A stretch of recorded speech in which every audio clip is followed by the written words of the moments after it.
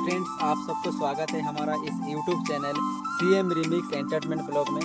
दोस्तों, आज हम निकले हैं हमारा हेल्थ मिशन को जानकारी देने के लिए केरी पदर की ओर से।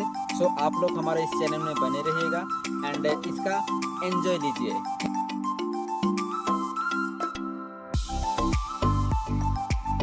दोस्तों, जाने वक्त का रास्ता है, आप देख सकते हैं, और हर तरफ हरियाली हुआ है।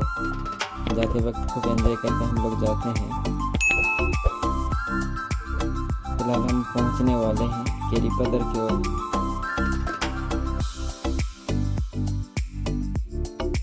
फाइनली हम अब केरी पदर पहुंच गए हैं। यहीं पहुंच के एक छोटा सा प्रोग्राम किए, आप प्रोग्राम देख सकते हैं। ये हमारा हेल्थ मिशन का प्रोग्राम का जानकारी, और हर गांव में जाते हैं, भले 4 हो या 5 हो, 10, 15, 20 लोग को इकट्ठा करके हेल्थ के बारे में हम लोग जानकारी देते हैं। और क्योंकि आज ये जो रोग बिरोगना घर घर में फैला रही है, तो हम कैसे रोग मुक्त जिएँ और कैसे खान पान प्रति ध्यान दें, उसके बारे में जानकारी देते वक्त, और बहुत लोग को इसके बारे में हम सचेतन करते हैं। तो ये था हमारा प्रोग्राम का कुछ भी